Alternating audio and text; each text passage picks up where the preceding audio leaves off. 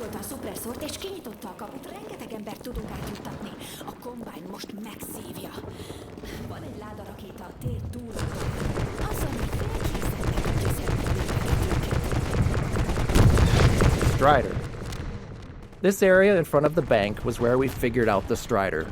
When we first saw the concept art for it, we knew we wanted to get it into the game, but there were a ton of questions about how it would practically work. We'd never moved something that size through our game world, and at that scale, it needed to be dangerous, but how would players actually fight it? As with all of our enemies, there was always a question of how we'd get gameplay out of it. What kind of tools would level designers need to build scenarios with it? These were the kinds of questions we set out to answer in our experiments in this map.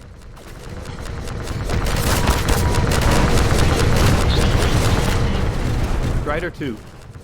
Iterating on the Strider here finally gave us an experience we were happy with, as players needed to dash from cover to cover, avoiding its fire while hunting for rockets. We wanted players to feel like they were diving into cover at the last second, so we tuned the Strider's stitching gunfire pattern to telegraph impending danger. We also built a system of tracks for the Strider to follow, allowing it to dynamically switch between them to pursue the player or establish line of sight. This setup enabled level designers to carefully align Strider tracks with player cover for a balanced experience. The Strider's leg positioning was driven entirely by code, and its unpredictable movements meant we often had to fine-tune things to ensure it reliably picked a car or troop container when needed.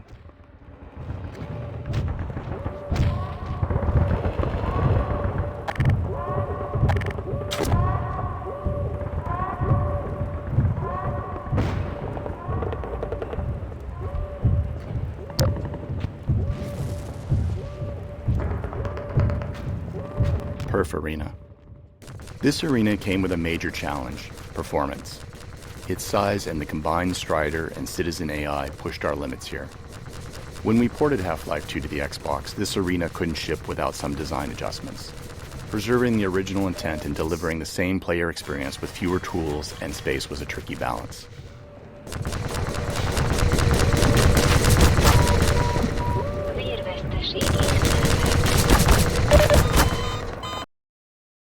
Perf Arena.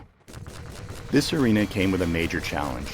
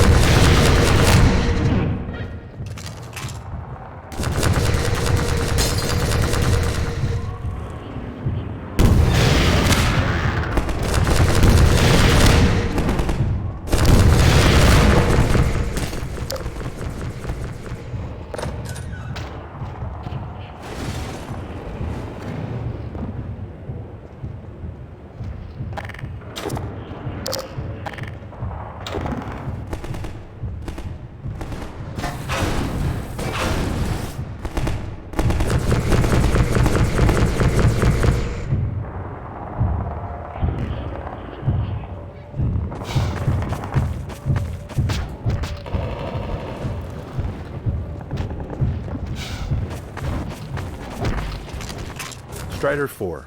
While this map was the production map built for the Strider, we still had an original development map for testing its AI.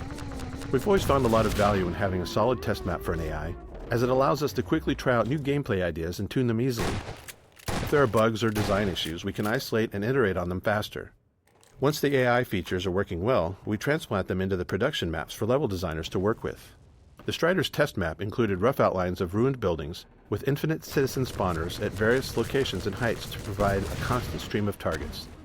This setup allowed us to refine the Strider's AI and stance changes to make it interesting and engaging, even to just sit back and watch it in action.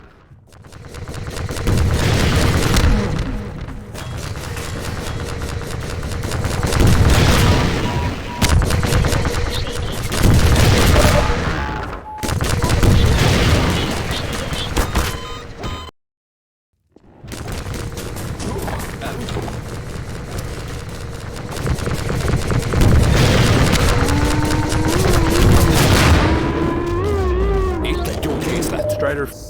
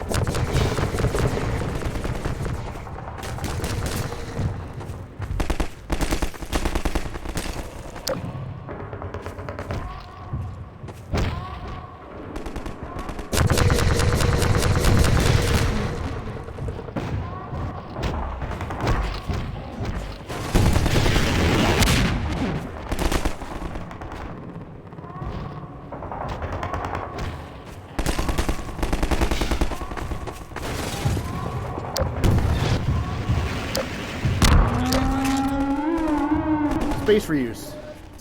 Returning to this space brought multiple advantages. First, the obvious one. Production costs for new areas are always high, so if we could add more gameplay to an existing area, it's a win.